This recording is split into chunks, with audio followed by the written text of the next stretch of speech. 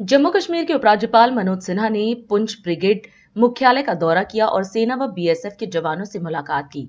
इस दौरान उन्होंने कहा कि भारतीय सशस्त्र बलों ने पाकिस्तान में 9 आतंकवादी ठिकानों को नष्ट किया है। दुश्मन घुटनों के बल आ गया और 3 दिन में बातचीत की गुहार लगाने लगा।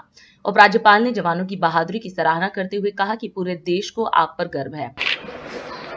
सबसे पहले मैं आपको ऑपरेशन सिंदूर के विजय अभियान की अनंत शुभकामनाएं देता हूं।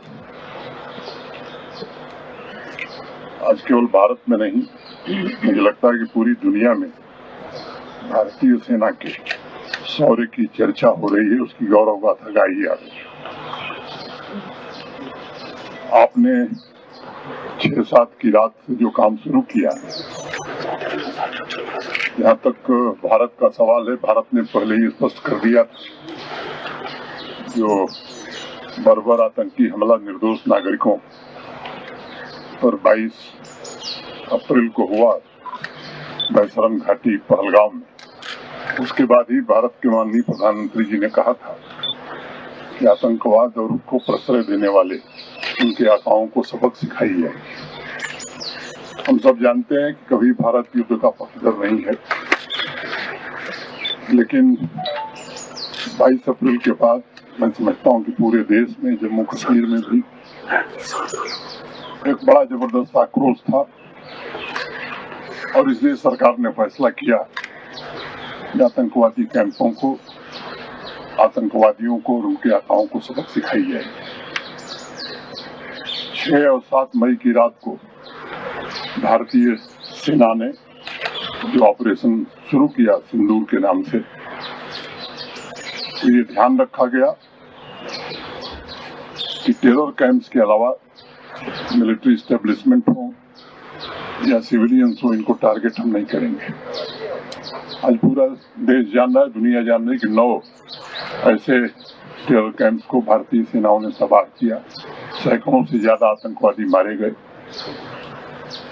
और उसके बाद पाकिस्तान को बता भी दिया गया था, लेकिन आतंकवादियों और आतंकवादियों के कैंप पर हमले को पाकिस्तान ने खुद पर हमला माना और फिर आप तो प्रत्यक्ष गवाह हैं किस तरह से 1:30 बजे रात से उन्होंने पुंछ इलाके में फायरिंग शुरू की। जिस तरह से आपने साहस के साथ उसका जवाब दिया, मैं कह सकता हूं कि वहां तबाही ज्यादा हुई है, मंजर तबाही का उन लोगों ने देखा है। हमारे यहाँ भी सिविलियन, कई हमारे निर्दोष नागरिक शहीद हुए हैं, हमारे कुछ सेना के बीएसएफ के जवान शहीद हुए हैं। मैं उन सबको श्रद्धांजलि देता हूं और मुझे लगता है कि महज 3 दिनों में ही दुश्मन घुटने पर पूरी तरह से आ गया था, पूरी दुनिया में गुहार लगाने लगा कि अब मुझे बचाओ। जैसा भारत सरकार ने पहले ही तय किया था कि हम युद्ध नहीं चाहते हैं, हम केवल आतंकवाद को खत्म करना चाहते हैं, उनके आकाओं को खत्म करना चाहते हैं।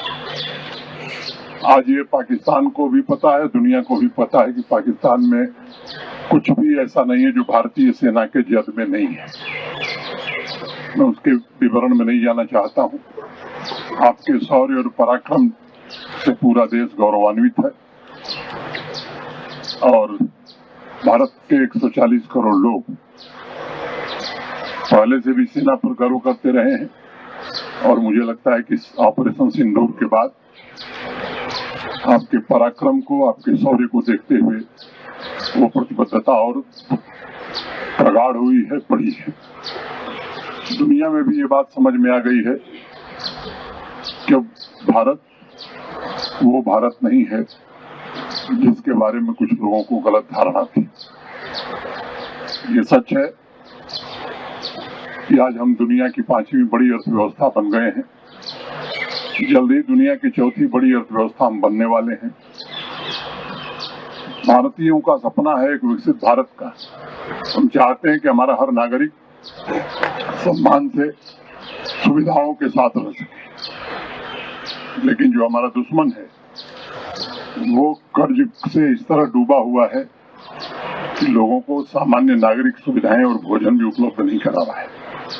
कर्ज लेकर के भी आतंकवाद को प्रश्रय देने की कोशिश करता है इस बार जो सबक मिली है, मुझे लगता है कि निश्चित रूप से दर्द इतना है कि उसे याद रहेगा।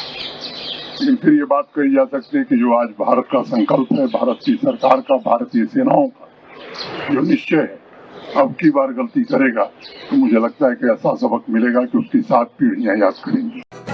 राष्ट्र सर्वप्रथम